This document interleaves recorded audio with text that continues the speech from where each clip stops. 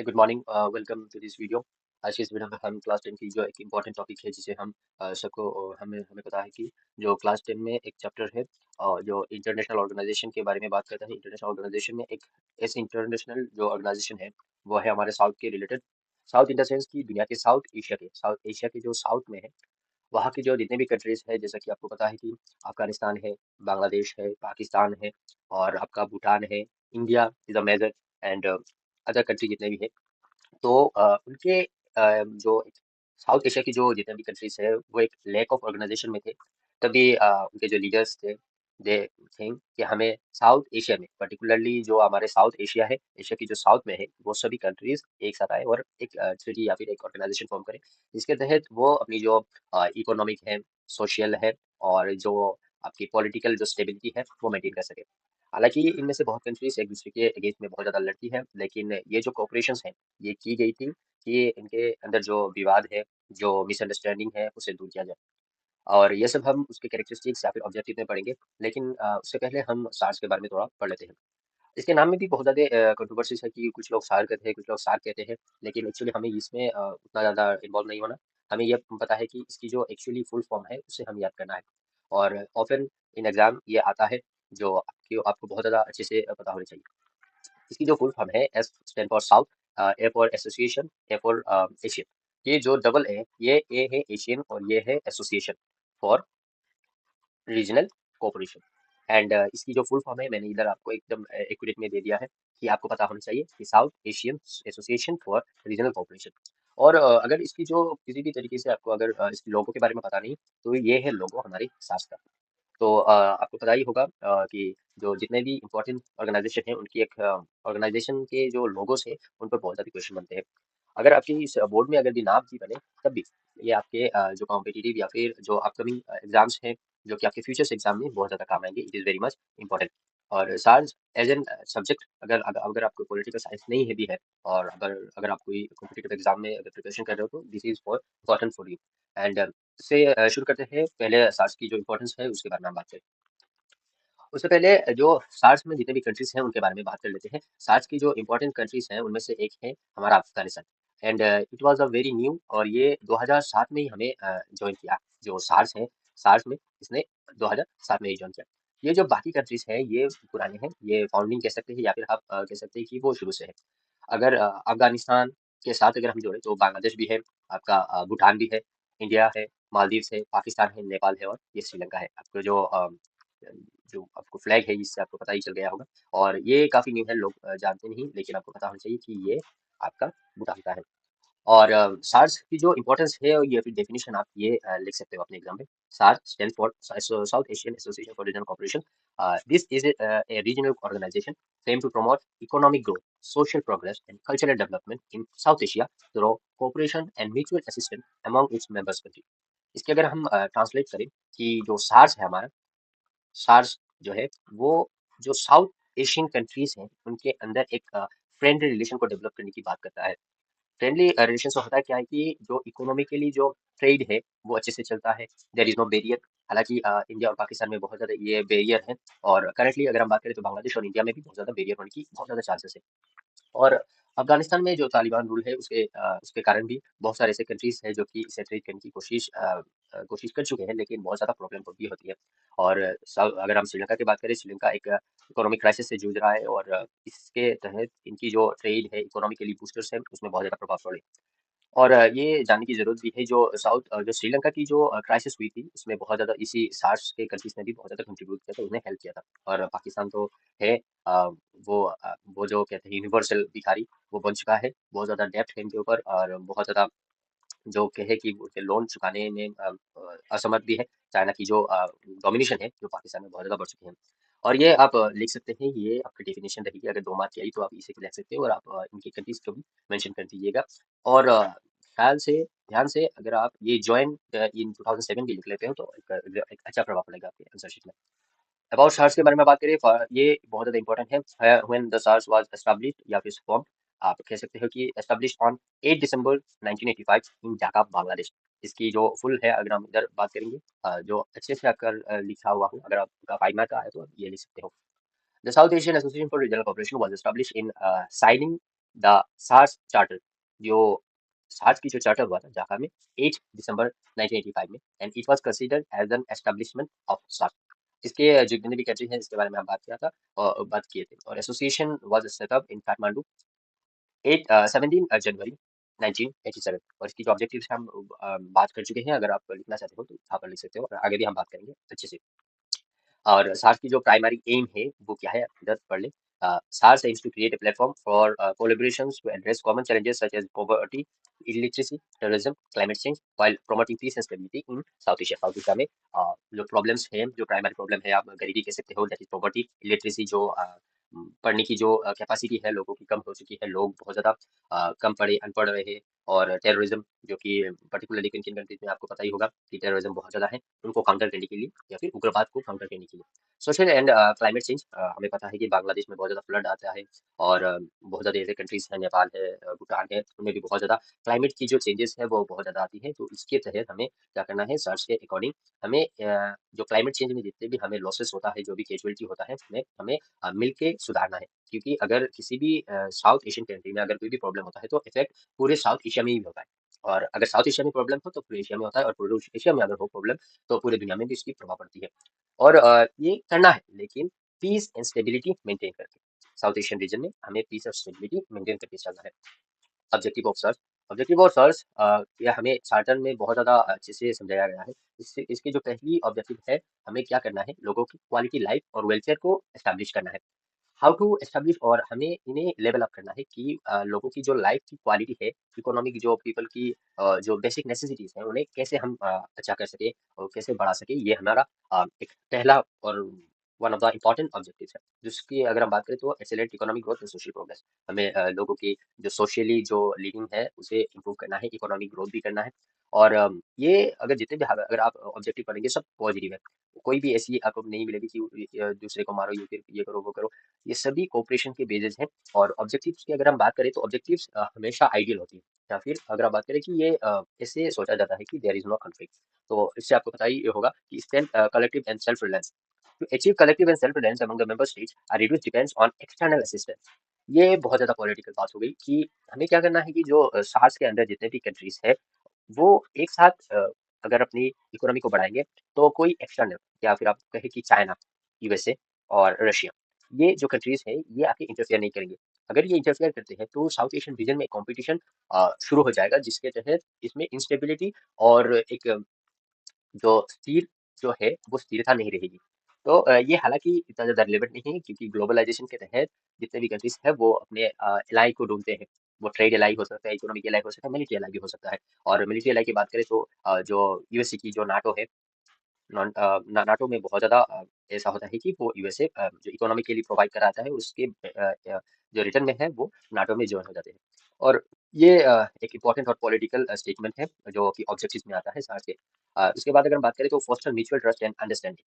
जो सार्स के अंदर जितने भी कंट्रीज है वो एक दूसरे को ट्रस्ट करे, और मिसअंडरस्टैंडिंग जितने भी हैं, क्योंकि अगर मिसअंडरस्टैंडिंग से ही हमारा वार शुरू होता है, और वार को रोकने का एक ही कारण है कि लोग कोलेब्रेशन करें और एक दूसरे को अंडरस्टैंडिंग और ट्रस्ट भी करें। क्योंकि बिना अंडरस्टैंडिंग के स्टेबिलिटी और इकोनॉमिक बूस्टर किसी भी तहत वो हम इंश्योर नहीं कर सकते। उसके बारे में बात करें तो 5 जो ऑब्जेक्टिव है हमारा है, promote active collaboration in mutual assistance, facilitate active collaboration, economic, social, cultural, scientific and technical field. ये बहुत ज़्यादा इंपॉर्टेंट है। इकोनॉमी के लिए तो हमने समझ लिया, सोशली भी हमने समझ लिया कि कल्चर, और कल्चर के बारे में बात करें कि एक ही जो कल्चर है, जैसे कि हम बताएं कि जो इंडिया की जो है दुर्गा पूजा है। दुर्गा पूजा की अगर हम बात करें, दुर्गा पूजा है हमारे इंडिया का। और जो अफगानिस्तान की जो ईद है, पाकिस्तान की ईद है, बांग्लादेश की ईद है, और इनमें जो ड्रेसेस पहना जाता है उनको हम एक्सचेंज करते हैं। हम कभी कभी कुछ अलग पहनने की कोशिश करते हैं। इससे क्या होता है कि एक कल्चरल सिंबल पास होता है, और इसी को कोई रेस्ट्रिक्शन ना मिले, इसीलिए हम कहते हैं कि कल्चरल हमें कोलेब्रेशन करना चाहिए। साइंटिफिक, अब साइंटिफिक फील्ड में कैसे होता है, कोई अगर हम साइंटिफिक एक्सपेरिमेंट कर रहे हो और हमें देश के जो साइड है उनके बारे में भी हमें पता करना है, तो हम क्या करेंगे, बांग्लादेश में भी कोलैबोरेशन की कोशिश करेंगे, पाकिस्तान में भी कोशिश करेंगे, अफ़गानिस्तान में भी कोशिश करेंगे, नेपाल, भूटान में करेंगे। इससे क्या होता है कि डाइवर्स ऑफ माइंड एक साथ आता है और हमें नए रिसर्च करने की जो एक्सेसिबिलिटी मिलता है। टेक्निकल फील्ड्स दैट मीन्स हमें जो मोटर्स है, जो कि इंस्ट्रूमेंट बनाने में हेल्प होती है। क्योंकि हर एक देश में अगर वो देश गरीब हो, इसका मतलब ये नहीं कि उसमें माइंड नहीं है। बहुत ज़्यादा इंटेलिजेंट लोग भी होते हैं, तो उनको एक्सेस देना कि वो एक साथ मिलके कुछ अलग करें, इनोवेशन कर सकें। Strengthening cooperations with international and regional organizations to build a bridge between SARS and other international organization bodies for mutual benefits. ये इंटरनेशनल अगर बात करें तो यूएन है, और रीजनल अगर हम बात करें तो आपका ब्रिक्स है। तो ब्रिक्स और यूएन ये दोनों इंटरनेशनल ऑर्गेनाइजेशन है, रीजनल ऑर्गेनाइजेशन है। तो इनके अंदर क्या करें, हम एक ब्रिज बनाए साथ के तहत कि ये जो बेनिफिट्स हमें पास करेगा, वो किसी पर्टिकुलर कंट्री से ना करके पूरे साथ को करेगा। पूरे साथ को करेंगे तो सबको बेनिफिट्स मिलेंगे। इसी बात को हमें कहा जाता है। उसके बाद अगर हम बात करें support peace, stability and security, one of the major objectives of SAARC की हमें पीस, स्टेबिलिटी और सिक्योरिटी मेंटेन करना है, पर्टिकुलरली साउथ एशियन रीजन में।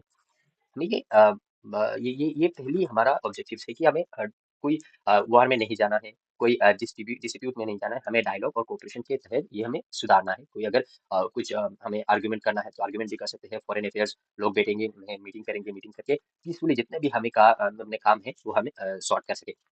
उसके बाद combat common regional challenges, combat यानी आपके पॉवर्टी है, इलिटरेसी है, टेररिज्म है और क्लाइमेट चेंज है। इन सबको हमें टैकल करना है रीजनल कोऑपरेशन के तहत। हमें सब मिलके ये पॉवर्टी है, इलिटरेसी है, इन सबको हमें सॉल्व करना है। पॉवर्टी कहे तो अगर हम इकोनॉमिक एड दे सके, इलिटरेसी अगर हम यूनिवर्सिटीज को ओपन कर सके कि बाहर के जो हमारे सास के जो कंट्रीज है वो जिससे बांग्लादेश से आके इंडिया में पढ़ सके, इंडिया से जाके बांग्लादेश में पढ़ सके, और नेपाल भूटान में भी लोग आ सके। टेररिज्म अगर यानी हम मिलिट्री की अलायंस करें, मिलिट्री की जो एक कोऑपरेशन होती है, जॉइंट मिलिट्री एक्सरसाइज कराए कि टेररिज्म अगर एक देश में हुआ तो दूसरा उस जिस जहाँ से टेररिज्म हो रहा है उनको सपोर्ट ना करे। क्लाइमेट चेंज, क्लाइमेट में अगर किसी देश में कोई बाढ़ आती है, कोई तूफान आते हैं, अर्थक्वेक से अगर लॉस ऑफ लाइफ होती है, तो हम उनसे क्या कर सके, अ, उन्हें इकोनॉमिक कहे, सोशली कहे, हमें एम्बुलेंस या फिर मेडिसिन भेजे, उनको जो अपनी जो शेल्टर है वो प्रोवाइड करे। और नाइन्थ की अगर बात करें तो आपकी जो प्रोमोट कल्चरल एक्सचेंज, हमें कल्चर को एक्सचेंज करना भी है।